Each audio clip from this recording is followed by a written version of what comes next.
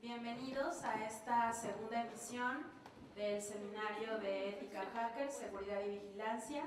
Estamos en la segunda conferencia de este ciclo al que hemos titulado, es el seminario abierto de comunicación y nuevos medios, que este año toma el nombre de ética hacker, vigilancia y seguridad. Como les comenté, esta es la segunda emisión. Tendremos, les recuerdo rápidamente, estas actividades durante todo el 2016. El primer trimestre del año vamos a hablar con especialistas sobre el tema. Serán 6 ponentes de aquí al mes de abril. Si ustedes asisten al 80% de estas actividades, van a poder recibir una constancia con valor curricular. En la segunda parte del año, en el segundo tercio del año, haremos algunos talleres relacionados con seguridad y ética hacker.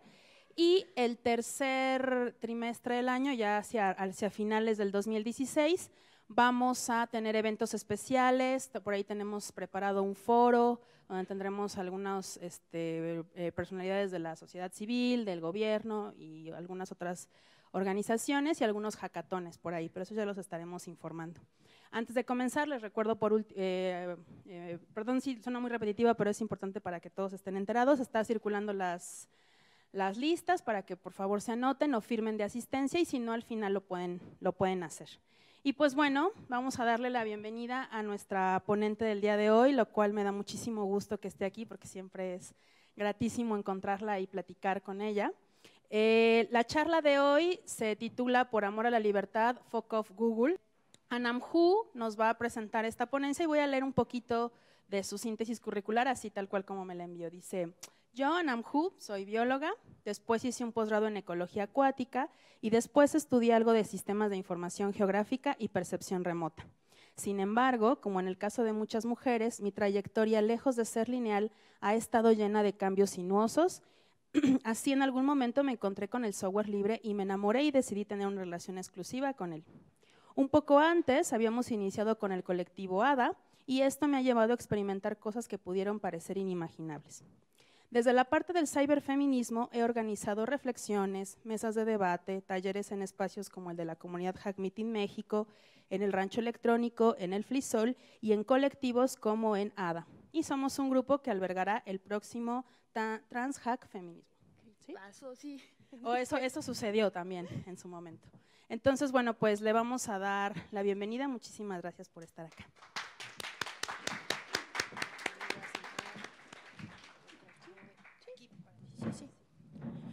Bueno, pues buenas tardes a todos y todas. Estoy súper emocionada de estar aquí. Desde el año pasado que Irene me hizo como el gran favor de invitarme, me quedé como muy emocionada y muy prendida de este espacio. Por supuesto que estar en un lugar que nos remite en el imaginario tantas cosas, como es Sor Juana, pues hace que se erice la piel, ¿no? Y por otro lado, pues también como dar muchas gracias al espacio que se está abriendo aquí en este seminario, porque me parece pues bien importante, sobre todo para nosotros que somos usuarios y usuarias de las redes, que lo tenemos día a día como las estamos usando, no son útiles, pero que podrían llevar también muchos riesgos si no las sabemos, bueno, si no las entendemos, ¿no? Y bueno, cuéntenme, ¿qué es un hacker? ¿Ya vieron uno? Todos al piso, cuidado. ¿Les tocó ver un hacker?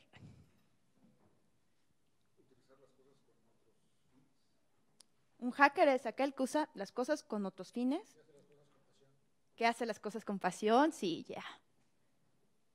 ¿Qué más? Cuéntenme, ¿alguno de ustedes es hacker?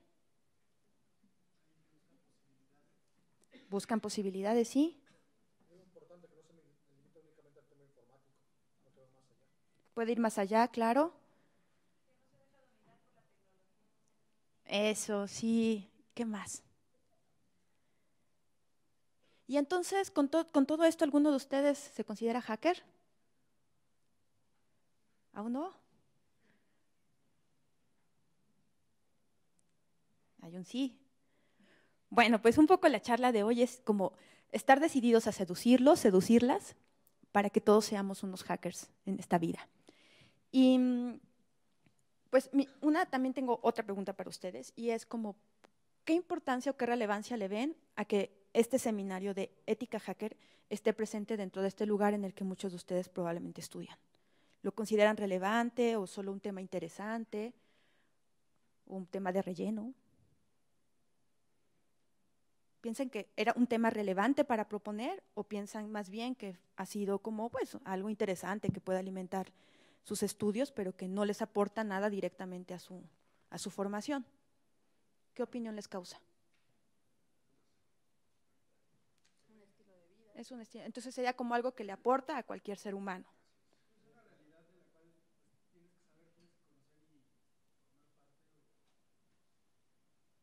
Como amplían nuestra contextualización, ¿no? ¿Qué está ocurriendo? Porque esto pasa. Ajá, ¿qué más? Creo que la importancia de abrir espacios para crear conciencia sobre ciertos aspectos que la gente desconoce o que no toma en cuenta de la importancia, porque la libertad, la privacidad y demás de los temas que van a estar viendo aquí es relevante. No soy el claustro, pero simplemente el saber que hay espacios que se abren para este tipo de acciones, pues es muy importante. Cierto. ¿Alguna otra opinión? Bueno, los medios digitales, o sea, actualmente, o sea, forman parte de nuestra cotidianidad, entonces por lo mismo, claro que es importante, porque es de la forma en la que nos relacionamos, o sea, entre nosotros, con nuestro entorno, o sea, por supuesto que es importante. Muy bien.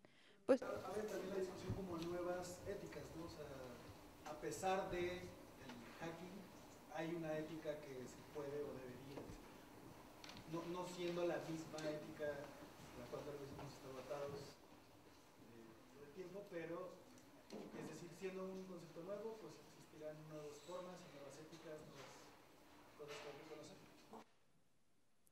sí, creo que una de las cosas que me gusta mucho de cómo está estructurado este seminario es que les va a dar la oportunidad de conocer muchas posturas diferentes de lo que es la ética hacker y de lo que es el hacking. Entonces podrán ver que probablemente un poco lo que yo les voy a contar difiera de lo que contó Gunnar, que además es una persona que aprecio profundamente, y que les contarán los ponentes que siguen. Entonces creo que es una cosa súper linda de la cultura hacker que está llena de colores, ¿no?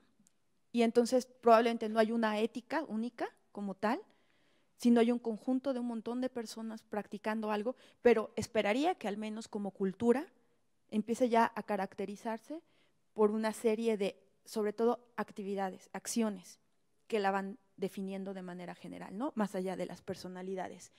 Y bueno, pues decidí titular de esta forma el libro, la charla, un poco tomando un capítulo de un libro que se llama A nuestros amigos, que lo firma el Comité Invisible, que es un libro que ha sido catalogado en todo el mundo como bastante radical, y en algunas ciudades te podrían considerar un delincuente si lo tienes en tus manos, porque ya estamos en esa época en la que otra vez un libro puede ser un peligro, en donde dicen fuck off Google.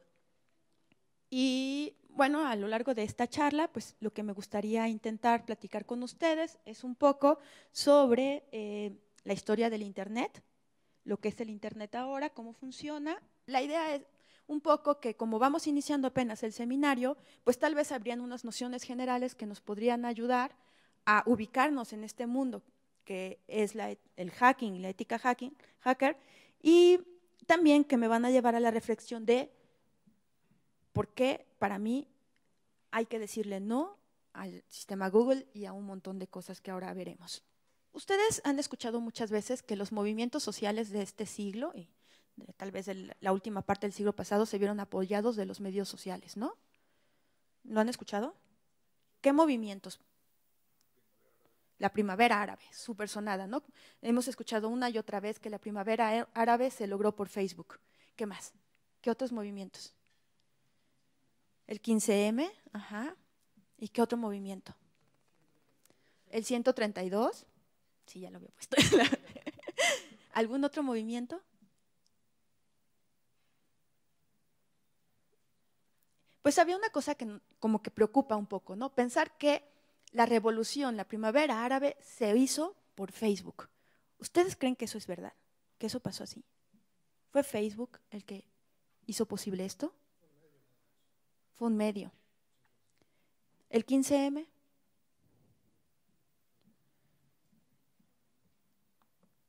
Pues yo creo que aquí, en el centro de la reflexión, es que las revoluciones las hace la gente. son las personas que deciden hacer y actuar juntos y juntas. En este caso, pues evidentemente ha habido un desarrollo de las tecnologías de la información y también ha habido una apropiación de la tecnología por una clase que antes no tenía acceso a ella. De tal forma que en la primavera árabe sí hubo un grupo que pudo conectarse a través de medios sociales, pero no fue el absoluto. Hubo un montón de gente que no tenía acceso a estas tecnologías y que tuvo acceso a poder, a saber, a ser convocado también como parte de esto, porque hubo gente que estuvo saliendo a vocear a la antigüita, ¿no? A pasar por las colonias voceando que había convocando a ir a la plaza. Entonces, como muchas de estas actividades tal vez pasaron por los medios sociales, pero no nacieron allí y no van a acabar allí. Y eso es súper importante porque a veces nos sentimos como muy absorbidos a partir de esta vida virtual que se está popularizando mucho, ¿no? Y que tiene que ver con que la mayoría, pues no sé, por ejemplo aquí, ¿cuántos de ustedes cuentan con un smartphone? ¿No? Que te permite como acceder a otras cosas, aunque todavía no, o sea, habría que ser muy claros, todavía no es algo que se ha popularizado totalmente en México, ¿no?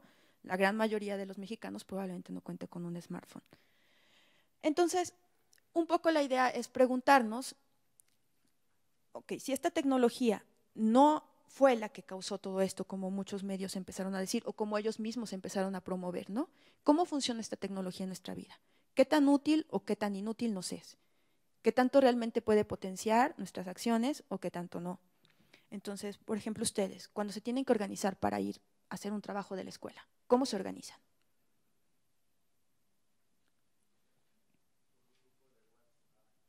Por un grupo de WhatsApp. Entonces, digamos que ahí la tecnología les está ayudando a coordinarse, ¿no? Y si tienen que entregar una tarea, ¿cómo lo hacen? Google Drive, por ejemplo. ¿Qué más? Bueno, si quieren compartir por Facebook.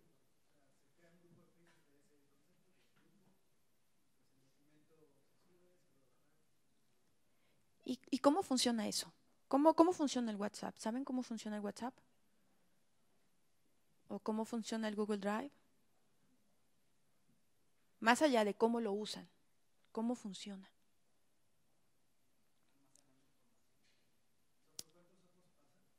Por ejemplo.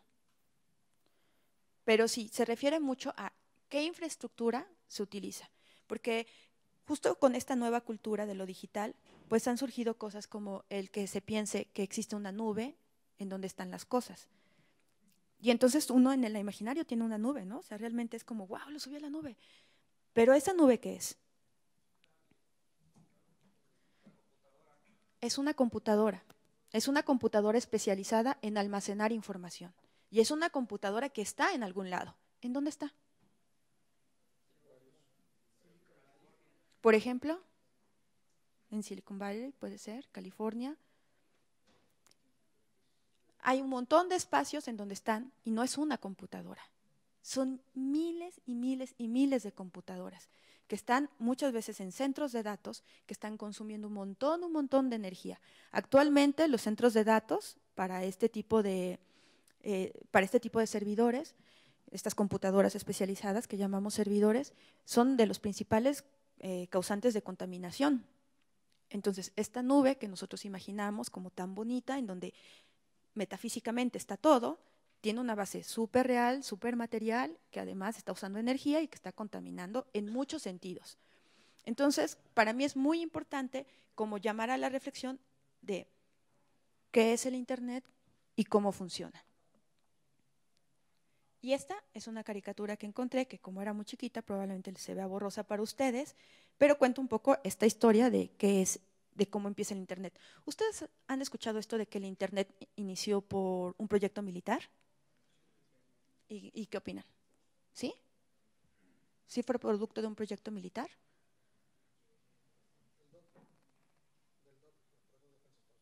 Uh-huh. ¿Y será nada más eso?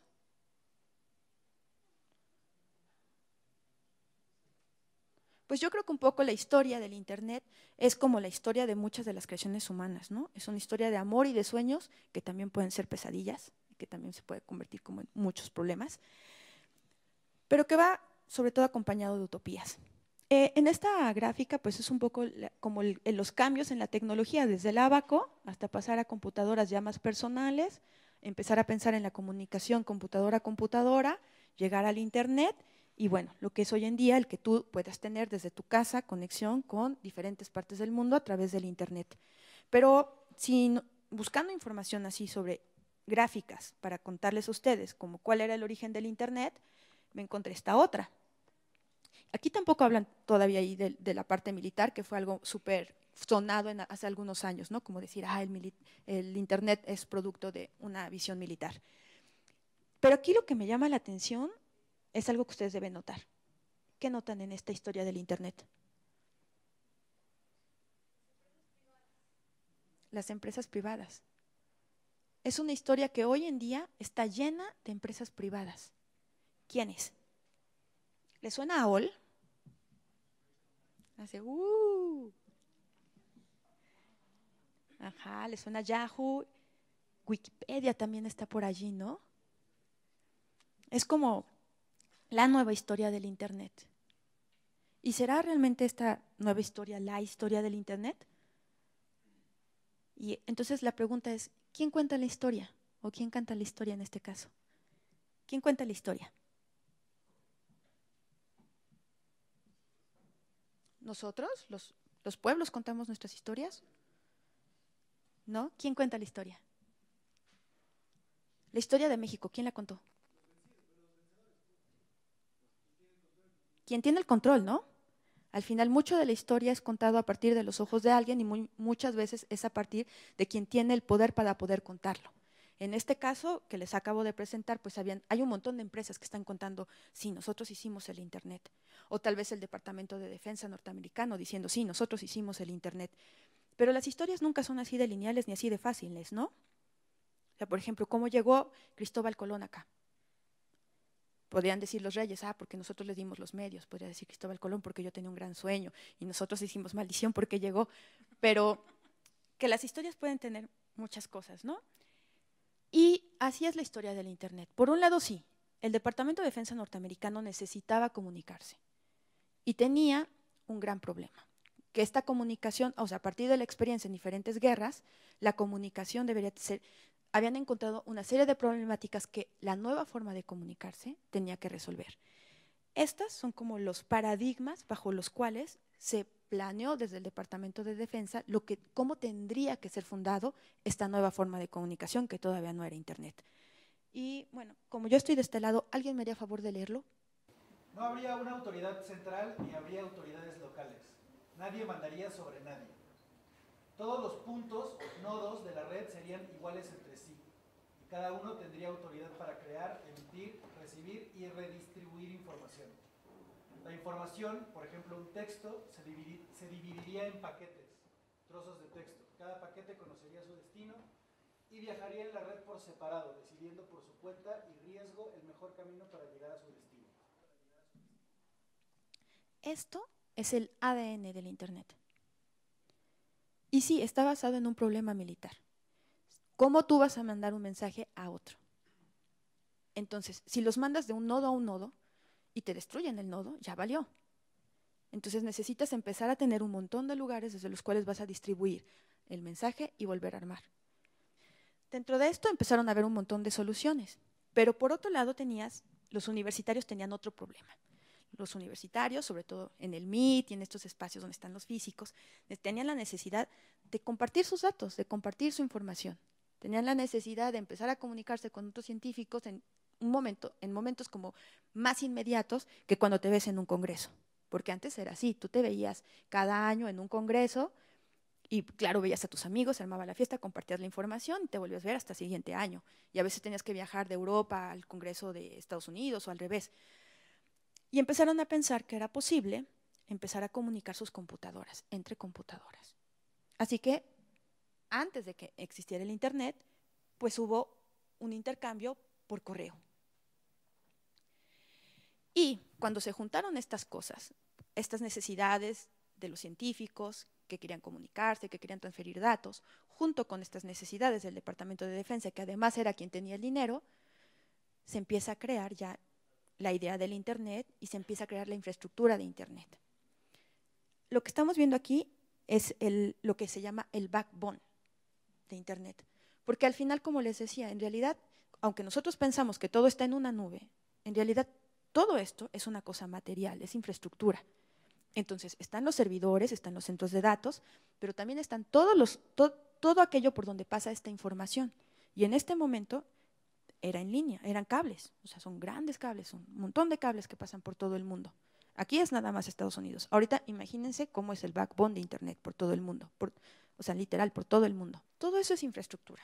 O sea, realmente para mí es muy importante cómo visualicémoslo. Nuestra información no desaparece mágicamente de nuestra computadora y llega mágicamente a otro espacio, que a veces es un poco lo que la sensación que, o sea, ustedes cuando le dan clic a enviar ese correo electrónico, ¿no les das la sensación que se vuelve inmaterial para después aparecer materialmente en otro lado? Así como el sueño de la inmaterialidad. Pero no, en realidad nunca deja de ser inmaterial. Lo que va a pasar con su información es que se va a dividir en un montón de pedazos y cada uno de estos pedazos está copiado. Probablemente copiado en su computadora, copiado en el servidor al que va a llegar, copiado en el servidor que lo recibe y después copiado en el servidor en la computadora de quien recibió la información. Estas copias muchas veces, como dijo el compañero, no desaparecen, ahí quedan. Todos los pedazos de información que ustedes tienen, ahí queda. Y el problema es si la información es mandada en limpio, si no está cifrada, porque entonces esta información va a poder ser observada. Entonces, regresándome a la imagen anterior, ¿cómo funciona Internet? Este es un esquema así como súper básico que tiene que ver con cómo cuando sale en tu computadora en realidad va a viajar en una línea que se va a comunicar a otro lado, pero desde tu computadora tiene que comunicarse con tu servidor, tu proveedor de servicios de Internet. En este caso, en México, ¿qué proveedores de servicio de Internet conocemos? Telmex. ¿Y sí? Venga. Todavía son pocos, ¿verdad? Bueno, pues entonces, cuando nosotros mandamos un mensaje, va a llegar directamente a nuestro proveedor de servicios de Internet, que puede quedarse con una copia de la información. O se queda ya. Por ley, claro, por ley ya se queda con una copia. Después, tiene que llegar a nuestro proveedor de servicios del servicio que estemos pidiendo. Por ejemplo, el correo electrónico. Es otro servidor en donde nuevamente se va a quedar información. Este proveedor lo va a mandar al proveedor de la otra persona. Y de allí, nuevamente, al proveedor de servicios de Internet y después ya te llega. Todo esto, además, pasando por el backbone de Internet. Entonces, tu información puede quedar por Estados Unidos, por Alaska, por montones de lados. Así funciona el Internet ahora. ¿Creen que esto lleva algún riesgo? Depende de la información que transmitas, puedes tener un riesgo mayor o menor. Ajá. Finalmente, pues por ejemplo, dependiendo del servidor en donde el servidor que tú utilices, en donde está, las leyes que aplica. Si el servidor que tú utilizas está en Estados Unidos, va a aplicar las leyes norteamericanas. ¿Qué tanto conocen de las leyes mexicanas sobre este tipo de servicios? Si ustedes utilizan un servidor mexicano, los pone más o menos vulnerable que usar un servidor en Estados Unidos, bajo las leyes. Creo que a partir de la semana pasada estamos a la par con la firma del TPP, ¿no? Nos pusimos Eso todos, cambió. Estamos todos Más estándar. en el mismo nivel de riesgo. Sí. Sí, exacto.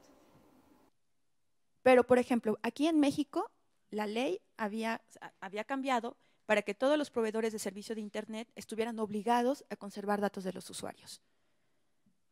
Esto que implica que quien te está dando el servicio de Internet tiene que saber a dónde te estás conectando y guardarlo, por si en algún momento alguna autoridad mexicana lo solicita, se lo entreguen. Entonces, lo mismo que si estabas viendo una página porno, que si estabas buscando cómo hacer unas bombas Molotov, eso va a quedar guardado.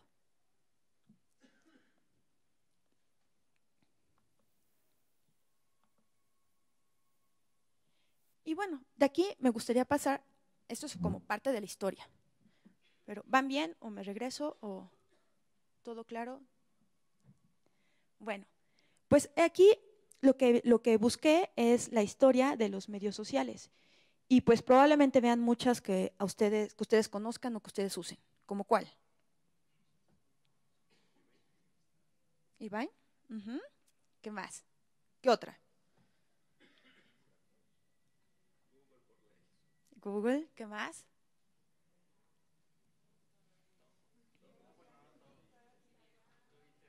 Yahoo Respuestas.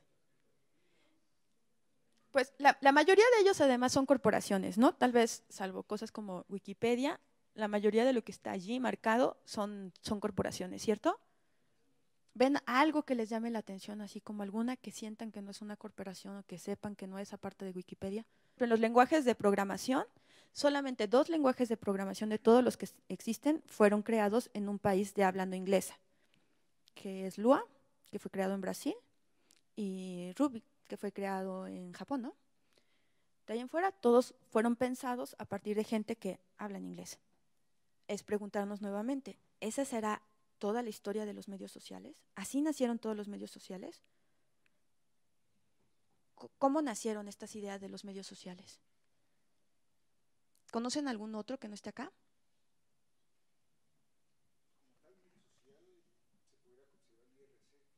¿El IRC?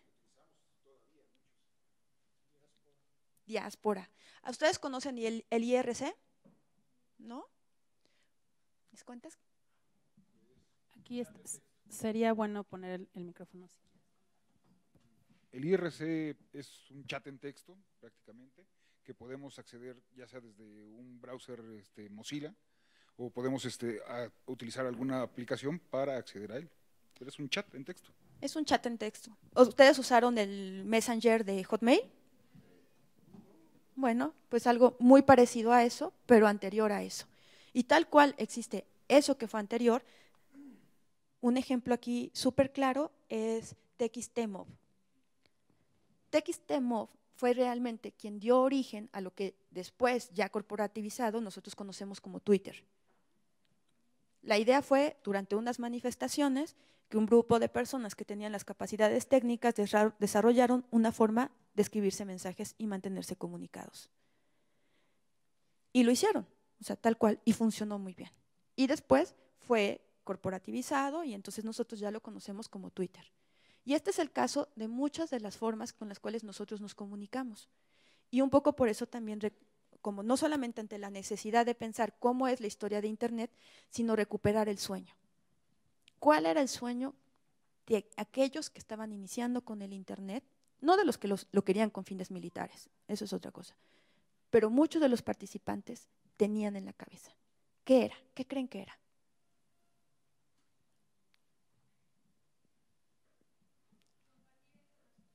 Compartir el conocimiento, la libertad del mundo, el poder estar en igualdad de condiciones, de aquí a África, a cualquier lugar, compartiendo. Ese era el sueño. Y es un sueño bien noble y bien importante, tal vez un poco inocente, en el sentido de pensar que no estamos en igualdad de condiciones, que para lograr la igualdad de condiciones se requerirían mucho más cosas. Pero en el fondo tenía una gran utopía. Desafortunadamente, esa gran utopía se ha perdido. El Internet, como ustedes vieron, está totalmente corporativizado. Toda la infraestructura pertenece o a corporaciones o pasa por estados que nos colocan vulnerables. Esta tecnología no es nuestra amiga, no es nuestra aliada. Y esta tecnología además nos está utilizando. Y entonces pasamos a qué es Google en verdad. ¿Qué creen que es Google en verdad? Un sistema de vigilancia. Muy bien. ¿Perdón? Una mina de datos personales, tal cual. ¿Qué más? Es un software as a service, ¿no? Un software como servicio también, ¿no? Que es como importante quizá tenerlo en cuenta. Pues probablemente esta pregunta, si la hiciéramos como en cualquier espacio, la gente o sea, de hecho ya no se utiliza la palabra busca en el navegador, ¿no? Búscalo en Google. Búscalo en Google. Googlealo. Googlealo. ¿Por qué? Pues porque la mayor parte de la gente tiene en mente que Google es quien te da el servicio de buscar. Entonces ya es totalmente sinónimo de esto. También quien te da el servicio de correo electrónico. En el fondo, la idea de Google es que es un software que además tiene un montón de servidores ya, o sea, también tiene un montón de infraestructura, que está almacenando datos. Al principio, ¿qué datos almacenamos? A partir de ofrecerte un servicio de búsqueda, en realidad está aprendiendo de ti. Y se están generando un montón de ecuaciones que se están poniendo todo el tiempo a prueba para aprender sobre ti. Y cuando tú abres un correo electrónico con ellos, sigue aprendiendo de ti. Ustedes les ha pasado, ¿no? Que dicen, pues voy a ir a ver a mi amiga a Acapulco el fin de semana y te empiezan a llegar un montón de anuncios sobre hoteles en Acapulco, viajes a Acapulco, vuelos a Acapulco. ¿Por qué? Porque tú le diste permiso de poder entrar en tu correo y analizar estos datos. Entonces, ¿qué es lo que hace? Empieza a encontrar cuáles son tus búsquedas, cuáles son tus patrones. Pero eso ha ido todavía más lejos. Ahora se dice que Google es en realidad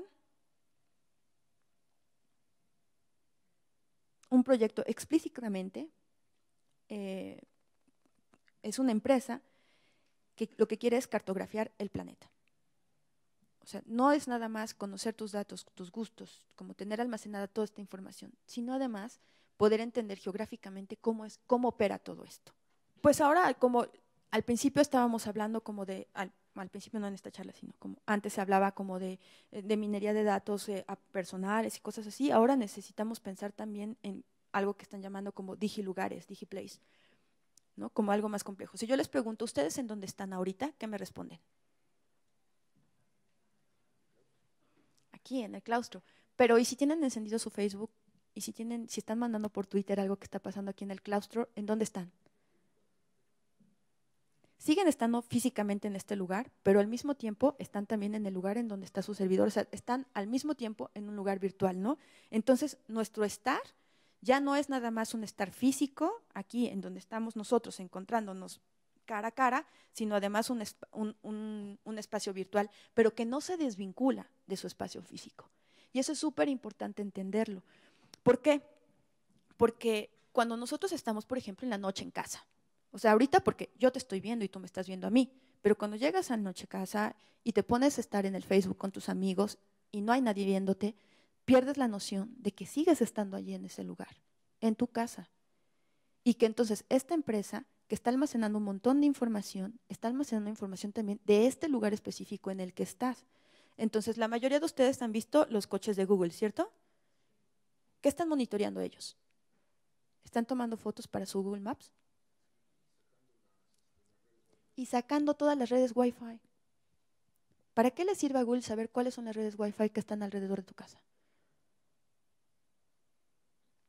Para ubicarte, para saber cómo conectas, con quién conectas, cuáles son las empresas. Todo es un montón de información. Y esta información tú podrías decir, pues es que es muy útil. Porque al final pues me van a decir qué restaurante me queda cerca. Si yo busco en Google Maps así como mi restaurante favorito, probablemente ya te lo envíen. Ya ni siquiera tengas que decirle cuál es el tipo de comida que te gusta, ya lo saben. Está bueno, ¿no? ¿No? Porque, a ver.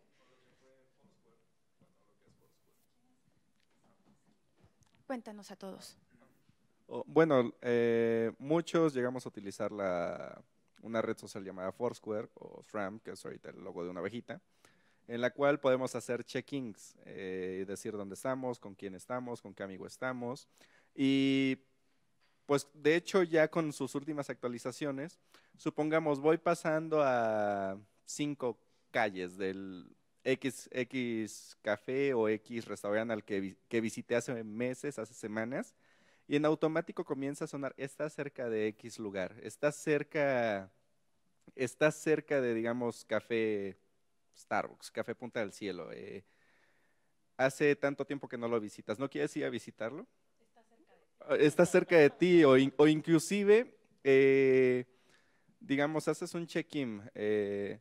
Hace tiempo que no estás aquí, ¿quieres hacer un check-in aunque no estés aquí físicamente? O sea, ya inclusive hasta te está pidiendo que hagas un check-in aunque no estés en ese lugar.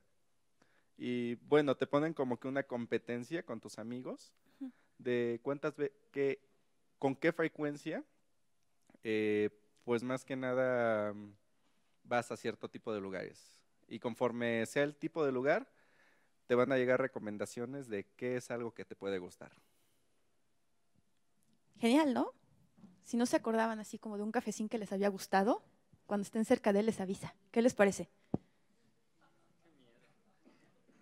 Anden ya, no se hagan, bien que hacen en el Twitter, aquí estoy con mis amigos. Y bien que se usa para llegar a lugares, ¿no? Claro. Que de pronto es muy, a veces hace poco, digo un poco continuando con la charla, platico con mis alumnos al respecto de cómo también hace la vida más fácil, ¿no? De cómo no sabes llegar a un lugar y lo pones y además lo guardas por si un día quieres volver, ya no tienes que volver a teclearlo y puede guardar los lugares y es muy, muy cómodo llegar así, ¿no? Cierto, como muchos de estos pues han tenido tienen la infraestructura para hacerte creer a ti, pues que en realidad te están facilitando la vida. Pero ¿cuál es el costo? Más allá, no solamente de que tú estás regalando tus datos y ellos están enriqueciendo a ellos, ¿cuál es el costo social de esto? El costo es tanto tu privacidad como tu propia vida, porque ya no estás, te están haciendo interactuar cuando tú no lo traes en mente, en el interactuar. Ahorita, todos estos datos con tecnología, por ejemplo, Watson de IBM, es tal cual Skynet. Ya toma decisiones sumamente acertadas, mejor que el ser humano. Entonces, nos están controlando como ganado. El problema, bueno, aquí para mí, en lo personal, cada uno también podrá medir su riesgo. Uno de los grandes problemas es la manipulación, como todo el control que pueden tener a partir de esta información sobre nosotros. Tal vez yo como persona diga, bueno, pues mis datos no son tan importantes, yo soy como una persona normal, como, ¿qué importa? O sea, voy a seguir buscando mi información a través del navegador de Google. Ok, pero cuando tú haces eso, tú estás alimentando esta base de datos que todos estamos alimentando y que al final pueden permitir el control social. Y el control social, bueno, tú podrías pensar, cuando el control social viene de gobiernos, está fuerte. Y digamos que habrían vías para poder tratar de oponerte. Pero cuando ya vienen de estas grandes mafias, de estas grandes corporaciones, ¿qué implica el control y la manipulación que ellos tienen a partir de nuestros datos? Probablemente si ahorita hubiera un evento catastrófico aquí, Google podría predecir qué es lo que la mayoría de nosotros vamos a hacer, y los pocos que no van a actuar de la misma forma también podría predecir qué es un poquito lo que van a hacer. Y eso es muy tremendo, ¿no? Porque lo mismo puede servir para que seamos, tal como dice el compañero, ganado, comprando cosas, como para al final aceptar cosas inaceptables, como lo que ocurre en este planeta. Entonces, bueno, lo vuelvo a decir.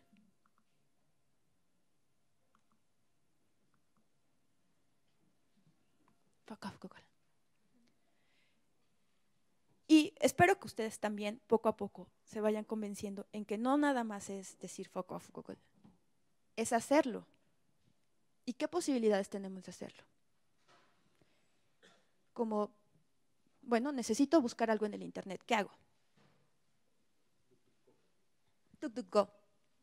Ahí, por ejemplo, quisiera hacer un paréntesis. Es muy interesante cómo cuando quieres encontrar una página o le preguntas, incluso con algunos, me ha pasado con algunos administradores de sistemas que le dices, oye, ¿cómo accedo a tal cosa? Y dice, hombre, es muy fácil, solo pon en Google tal cosa y la primera que te salga, a eso le das clic. ¿No? O sea, y me ha pasado porque es de, me pasas la dirección de, ¿no? O sea, pásame la dirección de acceso a tal cosa. Híjole, no me la sé, pero solo pon en Google Office, lo que sea, y el primer resultado, a ese le das clic, sin duda llegas, ¿no? Claro, porque además este navegador en particular te selecciona por ti qué es lo importante, ¿no? Te da como las primeras páginas que ellos consideran relevantes son las que te pone y después quién llega a la página 10 de ese navegador para ver qué más había, ¿no? Y además, si tú lo haces en diferentes partes del mundo, pues te van a aparecer diferentes cosas en relevancia. Y esto, pues, me lleva a la última parte sobre lo hacker. Bueno, platicábamos cuando iniciamos esta charla, ¿no? Que era el hacker, que era como el curioso y tal. Y hay otra pregunta, como, ¿cuál es la ética hacker? ¿Cuál creen que sea? Pues ahora está como hubo un tiempo en que toda esta parte de lo hacker era así como, va a llegar el hacker y te va a comer. Como se intentó una criminalización de lo hacker, justo por este sentido libertario que tiene, ¿no? Como no es controlable para el sistema, apropiémonos del sistema. Y por otro lado también hubo como grandes batallas hackers que se lograron ganar, y creo que una de las cosas que ahora es como muy común es encontrarte con una máscara de Anonymous, que es como ahora en el imaginario muy ligado a la cultura hacker por todos lados. Mucha gente quiere portar una máscara de Anonymous. Pero en la práctica, probablemente, como les decía, pues hay muchos hackers, hay muchas formas de ser hacker y habría muchas éticas de hackers, ¿no? Pero hay algunas cosas que a mí me gustaría señalar. Y tiene que ver con, después de este proceso de criminalizar al hacker, ha habido un proceso de apropiarse del término hacker. Y entonces ahora existe el hacking ético. Y ahora existe la escuela para hackers en Francia. Sí, una escuela para hackers, te van a enseñar a ser hackers. Y existen los hackers blancos. Entonces, ¿qué es esto? Es una búsqueda nuevamente por tratar de encasillar a una persona sobre lo que tiene y no tiene que hacer. El hacker, como nosotros lo concebimos o como yo lo concibo, es esta persona curiosa, pero esta persona que trabaja. O sea, no es nada más alguien a quien se le ocurren preguntas. Preguntas se nos pueden ocurrir a muchos, buenas preguntas tal vez a menos. Pero ¿quién va a trabajar para contestarlas? El hacker va a estar allí para contestarla. El hacker son muchas horas sentado en una silla intentando contestar o armar algo. El hacker trabaja. El hacker se cuestiona el mundo y no se va a conformar con un así es. Y este no conformarte con un así es te va a llevar a cuestionarte tantas cosas que incluso algunos de ellos, pues sí, que se vuelven veganos, que se van a vivir en cualquier lado y que se van a la montaña zapatista, por ejemplo. Sí. Y el hacker puede cometer lo que llamamos delitos. ¿Cierto, no?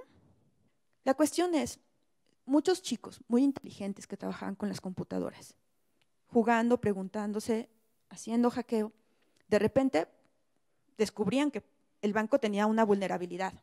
Ok, quizás era como una mamá que llegaba con su hijo de 15 años, hijo, ya te dije que no te tienes que meter al banco porque te pueden meter a la cárcel. Ok, eso es una parte. Y hay quien, tal vez, en esa posibilidad que tenía, pues sí, se volvió una persona que empezó a vivir a partir de hacer fraudes electrónicos. Bueno, allá hay una posibilidad. Pero no todo acabó allí. Creo que lo que es súper importante de reconocer es el lado político de los hackers. Como cuando el hacker no solamente está horas sentado trabajando sobre un problema y haciendo, sino toma una conciencia del lugar en el que está en este mundo. Cuando realmente se da cuenta de qué es todo lo que está alrededor y decide tomar acciones sobre ello. Y cuando decide esto, ¿se puede romper o no alguna ley? ¿Ustedes qué creen? De entrada nos enfrentamos a una ley que criminaliza. Y hoy aquí, en el claustro de Sor Juana, lo estamos volviendo a repetir. No todas las leyes son justas. No siempre lo legal es lo legítimo. Y el hacker y la ética hacker tiene mucho que ver con esto, con entender que uno no puede, en un mundo como este, en una realidad como esta, simplemente aceptar la ley y ya, simplemente aceptar lo que dice la autoridad y ya. Y quiero decir que esto no es una apología de la violencia, ni es una apología hacia lo subversivo en un sentido de romper todo lo que te encuentres enfrente. Es un decir, vamos a pensarnos como hackers en este momento y pensar, ¿esta realidad que vivimos les gusta? Cuando ustedes se levantan en la mañana y dicen, ¡oh, qué chido, voy a ir al metro, qué buena realidad vivo! ¿El mundo en el que vivimos les gusta? Y sin embargo, la Tierra tiene un chorro que darnos, ¿no? O sea, como al final también estar vivo te da un montón de posibilidades. Quería mostrarles a algunos de los hackers que probablemente ustedes ya han visto, porque son como súper conocidos, pero sobre todo también quería que los escucharan. Porque muchas veces sabemos de ellos por lo que otros dicen de ellos y no propiamente porque los hemos leído o escuchado. Pues aquí hay tres muy conocidos, tres hackers muy conocidos. ¿Ustedes saben quiénes son?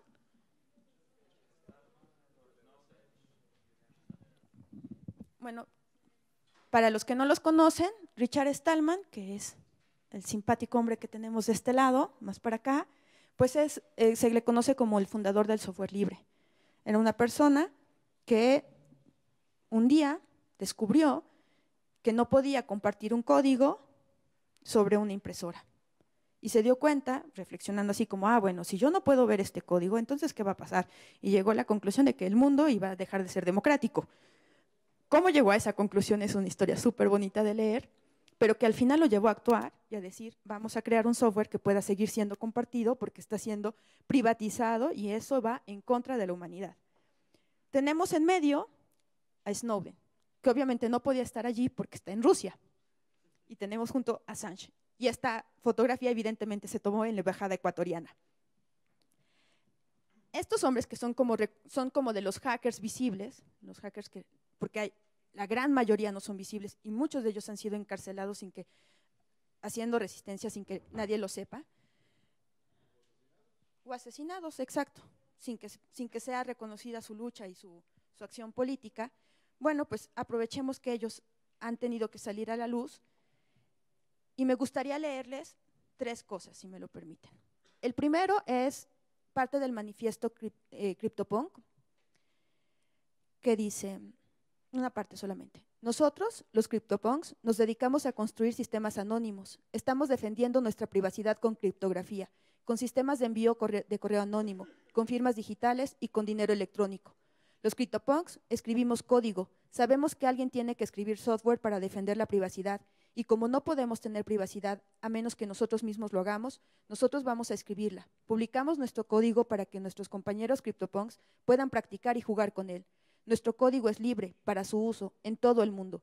No nos importa mucho si no apruebas el software que nosotros escribimos. Sabemos que el software no puede ser destruido y que un sistema disperso no se puede apagar. Los CryptoPunks deploran las regulaciones en criptografía. Para el cifrado es fundamental un acto privado. El acto de cifrado, en efecto, elimina la información de la esfera pública. Incluso las leyes contra la criptografía llegan solo hasta los bordes de las naciones y el brazo de su violencia. La criptografía será ineluctiblemente expandida por todo el globo y con los sistemas de transición anónimos que hará esto posible. Para que la privacidad sea generalizada, esta debe ser parte de un contrato social. La gente debe unirse y desarrollar estos sistemas por el bien común. La privacidad solo se extiende en la medida que exista la cooperación de la sociedad. Nosotros, los CryptoPunks, respondemos tus preguntas e inquietudes y esperamos que podamos participar con ustedes para que no nos engañemos a nosotros mismos. Sin embargo, no nos alejaremos de nuestro discurso simplemente porque alguien no concuerde con nuestros objetivos. Los CryptoPunks estamos activamente ocupados en hacer de las redes más seguras para la privacidad. Procedamos juntos a buen ritmo. Sí, y esto me emociona mucho. Hay un montón de gente, especialmente pues en los 80s, 90s, que se dio todo el movimiento CryptoPunk, gente como Julian Assange, que estuvieron trabajando cuando ya visibilizaban todo esto que venía en relación a la vigilancia.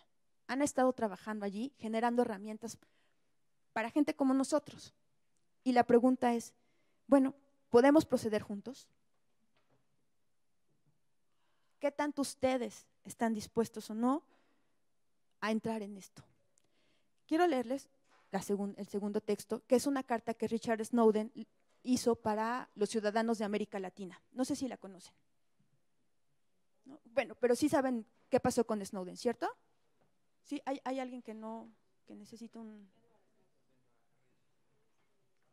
Bueno, dice, son fragmentos de su carta. Hola, me llamo Ed Snowden. Hace poco más de un mes tenía familia, un hogar en el paraíso y vivía con gran comodidad.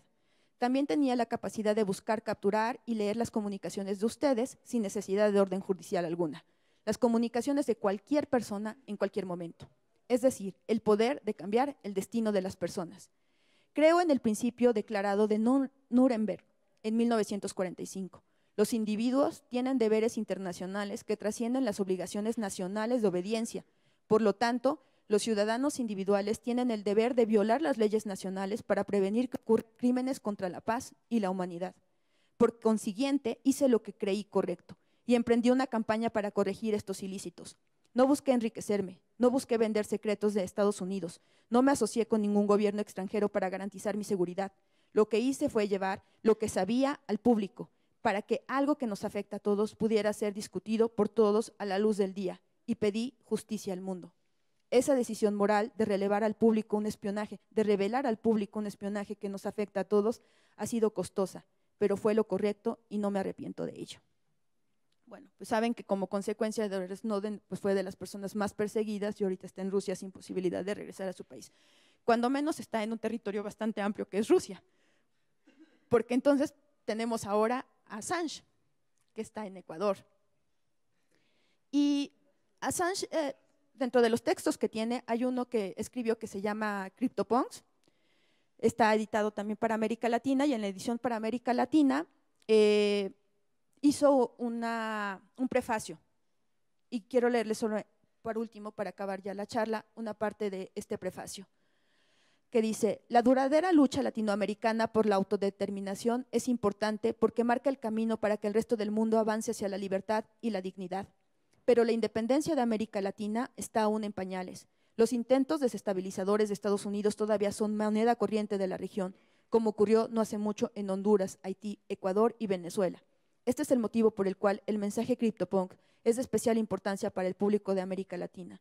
El mundo debe ser consciente del riesgo que la vigilancia significa para América Latina y para el antiguo tercer mundo.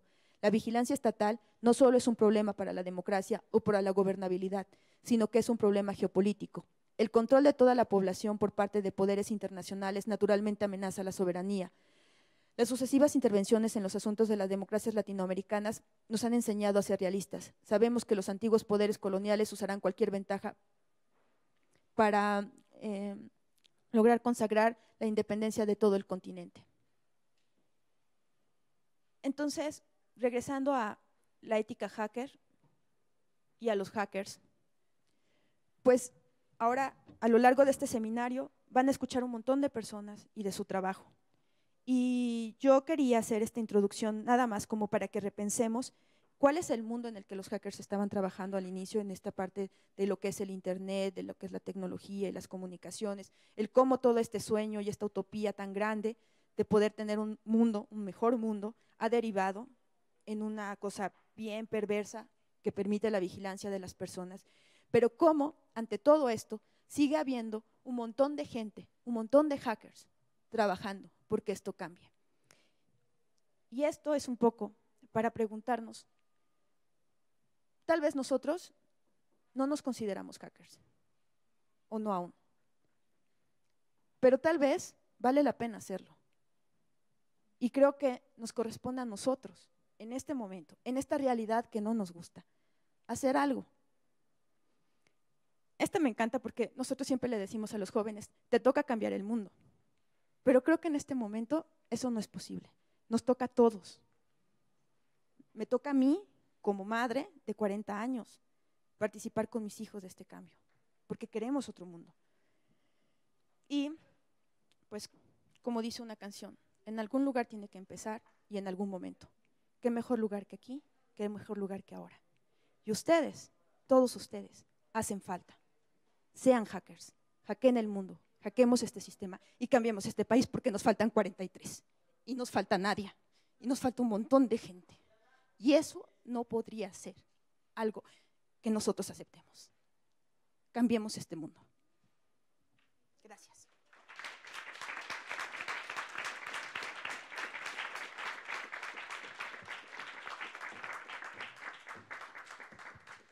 Recordemos que tenemos una compañera periodista también recién caída también, Anabel Flores, de la cual creo que estas charlas también son importantes porque gran parte de estos compañeros periodistas están pues poniendo en riesgo su vida en gran parte por compartir información por estos medios y por no tener algún o quizá no tener algún conocimiento más profundo de lo que significa, y también por eso abrimos estos temas, aprovechando, yo siempre aprovecharé saber que muchos de los que están aquí son jóvenes que están estudiando la licenciatura en comunicación. Afortunadamente también tenemos otras personas que nos acompañan de diferentes entornos, pero también es una manera de cuidarnos, ¿no? O sea, y de hacer comunidad y de comenzar a a gestionar estas cosas. Entonces, bueno, vamos a pasar a una ronda de preguntas y respuestas, que las preguntas también pueden venir de acá y respuestas de allá, ¿no? O sea, no tiene que ser unilateral. Exacto, se puede siempre cambiar el formato. Entonces, ¿quién quiere abrir? De aquel lado atrás. Solamente sí les pediré que sea con el micrófono para que quede también en el registro y podamos compartirlo en redes libres, por supuesto. ¿Qué tal? Mi nombre es Carlos Olvera, de la carrera de Sociología de la Universidad Nacional Autónoma de México, y quisiera preguntarte, desde la cultura hacker, ¿qué significa la libertad, más allá de la libertad al escribir, difundir y redactar el código? O sea, a un nivel como cultural, ¿qué significa la libertad para los hackers? Pues como decías desde el principio, creo que hay como muchas vertientes, ¿no? Como en la experiencia, conociendo a algunos hackers, puede ser desde una cosa como más libertad demócrata al estilo puramente norteamericano, pero creo que de las vertientes que a mí más me gustan es una libertad que se reflexiona desde el anarquismo libertario. Julian Assange asimismo se describe como de esta corriente libertaria, y de hecho te dice como tienes que leer todos mis actos entre líneas pensando de dónde vengo. Y desde el anarquismo, que es una cosa que yo reivindico, no es como se ha intentado hacer ver desde el sistema, un montón de gente que busca simplemente la destrucción, además adoptando como sinónimo de destrucción el caos, que no forzosamente. Creo que es el más profundo acto de amor del ser humano, el poder decidir que las personas pueden ser y hacer libremente, pueden lo que deciden, lo que quieren, sin ser explotados por otro, sin ser dominados por otro. Y esto no significa no ser un ser comunitario, no es un individualismo capitalista. Entonces, bueno, seguro para esta pregunta hay muchas respuestas. Para mí es lo libertario en el más puro sentido anarquista. A mí me gustaría como agregar nada más a esto unas palabras que justo en este mismo lugar hace algunos meses escuché de Javier Sicilia, me parece, en donde decía que el anarquista no es ese que va en contra del sistema y busca destruir, ir en contra de las leyes, sino realmente es aquel que no necesita de las leyes porque obra, como dices, con el más puro amor al ser, es decir, no necesita de leyes porque obra bien, por decirlo de manera muy sencilla. Entonces es esa misma libertad, ¿no? O sea, no necesitar que nadie te diga lo que tienes que hacer porque es la necesidad social, sino que tú hagas lo que necesitas hacer. Y eso es lo que quería agregar. Gracias. Me pones a pensar en algo interesante. Si por un lado están las leyes, este paraguas, ¿no? que parece ser que nos dicta una supuesta manera de conducirnos, etcétera, etcétera, y puede ser religión, y puede ser una constitución, o inclusive puede ser una relación de género. Y por otro lado tenemos esto que es el deber ser, lo que debemos de hacer, la manera como debemos de conducirnos. Yo llevo el pensamiento hacker un punto más allá. Yo creo que hay que cuestionar. Yo pienso que en realidad el libertario es aquel que ejerce su libertad de utilizar esto que tenemos aquí arriba en la cabeza, se llama cerebro. O sea, la posibilidad de cuestionar todas y cada una de las cosas que hacemos y pensar, ¿por qué estoy haciendo esto? ¿Por qué estamos todos sentados aquí y tú estás sentada allá y esto está diseñado de esta manera? ¿Qué es lo que nos están intentando decir las estructuras? Yo creo que en ese momento es que la libertad surge de un momento súper lindo de poder decir, quiero inventar algo nuevo. Soy Fernanda de la UAM, del doctorado de Comunicación y Política. La pregunta que tengo que hacer forzosamente es ¿cuál es el papel de las mujeres en esto de la ética hacker? Porque si bien el feminismo, el movimiento de mujeres ha sido uno que ha estado que es entusiasta y trata de chambearle un montón para resolver un montón también de broncas, que no solamente incluyen las exclusiones por las que somos sujetas las mujeres por ser mujeres, sino que propone un cambio civilizatorio que sea una modernidad diferente, empezando porque no sea masculina o heteropatriarcal, etcétera, etcétera. Pero bueno, ¿no? Entonces, ¿cómo puede hermanarse ahí o cómo convergería este movimiento o esta posición del feminismo, de este tipo específico de feminismo, porque hay muchas corrientes, pues, con la ética hacker. Porque además, una de las cosas que se le ha recriminado a Stallman es que en una de sus entrevistas decía que no se podrían hacer especificidades de género o de la cuestión del género en esto del trabajo del software libre, bla, bla, bla, porque es como aséptico. Las relaciones o las circunstancias que se dan en red o en línea, que efectivamente es un continuum online, offline, y que es simultáneo, del cual no podemos desaprendernos porque todo el tiempo estamos conectados por el celular o la tablet o lo que sea. No importaría eso, ¿no? O sea, como no, eso sería incluso contrario a esta ética del software libre, como darle un espacio, nombrar la cuestión del género, en fin, ¿no? Es un poco más profundo que eso, ¿no? Lo estoy diciendo de una manera muy vulgar, pero finalmente como que esa es una bronca que ellos no quieren como discutir, o es algo que no se preocupan, bla, bla, bla. Eso y otro que se ha discutido de cómo todos estos planteamientos o postulados están posicionados desde Europa y desde un occidente de primer mundo, y en inglés, y todas estas cosas. ¿Cómo se podría hacer entonces aquí, en la realidad que estamos viviendo aquí? Y la cuestión de la libertad, yo entiendo que es muy importante pensar, una forma, aprender a defenderse es aprender a pensar, estoy segurísima de eso, pero también tenemos que actuar, y tenemos que actuar ahorita, porque nos están matando, y nos estamos muriendo, y es un terror así espantoso, y no podemos ver a qué hora se nos da la gana. Y una forma muy importante y viral y de manera masiva en la que se puede actuar es justamente a través de las redes. Pero no solamente las redes, también hay que poner el cuerpo. Entonces, bueno, ¿qué piensas de todo esto? En ese estar adentro y afuera de la red es como, creo que pones el cuerpo tanto adentro, aunque sea virtualmente. Y en este hacer también nos preguntamos si es hacer cualquier cosa o hacia cualquier lado, de cualquier forma. Y entonces, las feministas que no somos las feministas de la diferencia, las feministas que creemos que el feminismo no es aquel que pone a las mujeres contra los hombres y a los hombres contra las mujeres, o que solamente las mujeres son oprimidas, o que todo se reduce a un problema de roles. Las feministas que creemos que el problema es sistémico, que creemos que el problema es que lo que está acabando, con lo que el capital está acabando, es con la reproducción de nuestra existencia. Y con esto es en una cosa bien amplia, es que nos están volviendo los hombres que consumen. Solo eso. No somos los hombres que gozan, no somos las mujeres que gozan, no somos los hombres y las mujeres que compartimos y hacemos el día a día. Es que están acabando con eso, con nuestras sonrisas cotidianas. ¿Qué papel tendría entonces eso en la ética hacker? Pues es una forma de hacer, creo. Y sí, claro, la gente, pues es gente aquí y es gente virtual y sigue siendo la misma gente. Entonces, si eres machista aquí, pues eres machista en la red, y también si eres de Occidente aquí, pues seguramente en la red piensas occidentalmente. Así que tenemos mucho trabajo por hacer. Pero ¿cuál sería la diferencia? Que sea la reproducción de la existencia, nuestro goce más profundo como seres humanos, el que nos motive para hacer. Y eso es puramente feminista. Y no por eso digo que puramente de mujeres.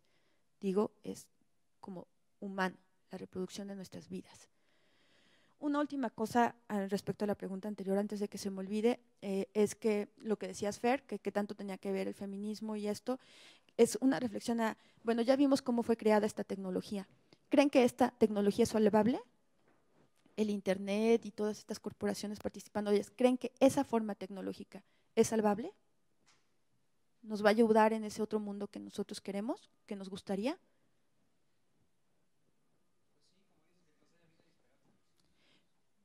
Yo creo que no, que lo que hay que hacer es reinventar la cosa. Ahí puedo diferir mucho, pero para mí esa tecnología no es. Tenemos que aprender a usarla y tenemos que valernos de ella, pero tenemos que empezar a pensar cómo construimos otra cosa. Bueno, tengo una duda acerca de todo el contexto de Internet y la digitalización. Si hay una urgencia por la virtualización para mejorar nuestras conexiones de comunicación, ¿qué podemos hacer nosotros? Bueno, yo tal vez en mi rol de comunicador en algunos años o empezando ahorita, y ustedes como hackers, para, en lo que se reinventa o se recrea una nueva plataforma, una nueva tecnología, enseñar a usarla, o sea, enseñar a los que empiezan a usarla todos los riesgos, todo lo que puede pasar, qué es lo que está en nuestras manos. Porque, pues, para mí ahorita sí, me parece muy poético y muy bonito lo que se menciona, pero realmente somos un seminario relativamente pequeño a comparación de todos los usuarios que consumen Internet a diario. Entonces, ¿qué se puede hacer para difundir esta información desde el principio, desde que te enseñan? O sea, porque tal vez en la escuela no te lo enseñan y lo aprendes hasta que estás en una licenciatura o no sé. Creo que hay muchos caminos. Yo no lo aprendí en la escuela. Lo que pasó fue que en algún momento me di cuenta que si la ciencia hablaba de libertad y hablaba de cuestionar, el software que yo estaba usando no era. Porque el software que yo estaba usando no me permitía ver cuál era la ecuación que estaba utilizando para hacer una gráfica. Y entonces alguien me dijo, estoy usando software libre. Y fue amor a primera vista. Y ahora tengo una relación exclusiva con él. Y entonces, pues es empezar como que tal vez en alguna parte te va a tocar solo tener que empezar a hacerlo, empezar a buscar información y empezar a aprenderlo. Por suerte también las comunidades de gente que hace software libre, que está explorando hardware libre y así, han crecido. Así que al menos aquí en el DF podemos decir, acérquese a su hackerspace más cercano a su domicilio, probablemente el Rancho Electrónico, que es una comunidad en donde probablemente vas a poder compartir mucho. Dentro del Internet hay un montón de información también para irte acercando y hay un montón de foros para irte acercando, ¿no? Entonces, por un lado está el cómo nosotros podemos empezar a cambiar y no va a ser fácil. Y no va a ser fácil ahorita y no va a ser fácil en mucho tiempo. Requiere mucha energía y mucho esfuerzo y a veces es bien complicado porque tienes que estudiar, porque tal vez alguno de ustedes tenga que trabajar mientras estudia y además como empezar a pensar en todo esto y empezar a hacer otra cosa. Pero si no, no va a pasar. Si no, no va a haber cambio. Y por fortuna, de verdad, las comunidades han crecido mucho. Entonces, por ejemplo, a mí, cuando me invitan, por ejemplo, ahora, ¿no? Como, vente acá a ver si puedes platicar, vamos. Y si me invitas a dar un taller de seguridad digital, pues nos cooperamos todos para las chelas y tenemos un taller de seguridad digital una noche y aprendemos a cifrar. Yo diría, todo aquel que estudia comunicación en este país necesita aprender a cifrar, necesita aprender a hacer navegación anónima, necesita aprender a generar identidades anónimas en la red, necesita aprender a utilizar Tails. No es una cosa de sería bueno, es una cosa de es necesario e indispensable para la vida. Creo que estamos aprendiendo de forma incorrecta el tema de las redes sociales. Yo lo veo en el siguiente sentido. Las redes sociales son la herramienta. No tenemos la costumbre de compartir algo bueno. Pusieron las redes, te enseñaron a compartir una foto de tu comida. Te enseñaron a, no sé, a poner estoy feliz. El problema no es el uso de las herramientas. O sea, técnicamente, digo, yo uso Linux desde hace 8 años, puedo utilizar una herramienta para encriptar. No lo hago por una falta de costumbre, no de conocimiento. ¿Qué sucede? No vamos a poder evangelizar a todos para que utilicen llaves privadas. Tenemos que enseñarles a darle otro uso a las redes sociales. ¿Cómo puedes difundir eso? No puedes. O sea, nunca vamos a poder competir en ese sentido, porque siempre vamos a ser minorías. Siempre vamos a existir donde un grupo de 10 personas se reúnen y saben que yo no estoy de acuerdo que Google grabe mis datos, pero difundir a partir de 10 personas va a tardar mucho tiempo. Enseñar a usar las herramientas va a tardar mucho tiempo. El problema es enseñar, hacer el switch de que cómo usas la herramienta, qué tienes que compartir, para que eso se difunda. Esas herramientas, ahorita al menos, yo no recuerdo, tengo 34 años, que era tan fácil enterarme de una noticia que un atentado al otro lado del mundo, que haga que el mundo se indigne de manera tal que pueda presionar gobiernos, que pueda presionar sociedades, que pueda generar movimientos. Eso hace algunas décadas no sucedía. Entonces, ¿qué sucede? No estamos usando las herramientas de forma correcta. Eso es lo que sucede. No puedes pedir generar herramientas desde cero porque para eso tendría que llegar el día D. Tendría que haber un off total. para poder hacer un switch de esa manera. Estamos usando malas herramientas. El mensaje tiene que ser qué tienes que hacer socialmente con eso. Y posterior a ello, generar nuevas herramientas, no desde cero. Yo difiero totalmente porque creo que no puede haber un hasta aquí y después esto, sino que hay transiciones todo el tiempo. No vamos a transitar a otro sistema económico destruyendo primero este y después viendo qué creamos. Vamos a empezar a hacer alternativas mientras vamos cambiando este sistema económico. Pero además, en un lugar así como este, para mí, es la invitación a la utopía. Mientras preparaba esta charla, estaba leyendo a un hacker que cuando se inició con esto fue porque estaba leyendo sobre otro hacker y sobre un libro en donde estaban las historias hackers, y él decía, bueno, ahora que lo pienso, cuando le hacen recordar ese momento, si se hiciera un capítulo más de este libro, yo sería parte de ese capítulo. Lo que estoy diciendo es que este lugar, tal vez, como decía el compañero, bueno, tal vez suena muy poético, pero ¿por qué no permitirnos ser poéticos? ¿Por qué no permitirnos soñar en este momento, en este lugar? Nos hace falta poesía, nos hace falta soñarnos en toda la posibilidad. Y toda la posibilidad puede ser que esta infraestructura y esta tecnología dejen de ser y tengamos otra cosa, una cosa que nos guste, una cosa en donde sea lo humano, lo solidario, el compartir nuevamente la esperanza. Entonces, sí, difiero en eso, y difiero también en decirle a la gente qué es lo que tiene que hacer con una herramienta. Y me viene a la cabeza algo que contaba una amiga en Tijuana, que decía, la herramienta del amo nunca ayudará al esclavo. Entonces, puedes diferir también, porque puedes aprender a utilizar, hackear la herramienta, sería parte de eso, ¿no? Como intentar utilizarla. Pero más que decirle a alguien qué hacer con esa herramienta, es piénsatela. Esta herramienta está funcionando así. ¿Te puede o no te puede servir y para qué? ¿Bajo qué circunstancias? Pero además, esta herramienta no nació así, como en el caso de Twitter. Nació de otra cosa que después fue cooptada por las corporaciones. Entonces hay mucho más que pensarnos. Las cosas muchas veces nacieron libres y solamente fueron después ya ocupadas por el capital. Solamente el 2% de las personas que participan en la creación de software libre son mujeres. No sé si hubiera alguna otra pregunta. ¿Alguna otra pregunta? Híjole, pues les agradezco mucho aguantar todo el choro. Esperemos que realmente hayan quedado seducidos y cada día se vuelvan un poco más hackers.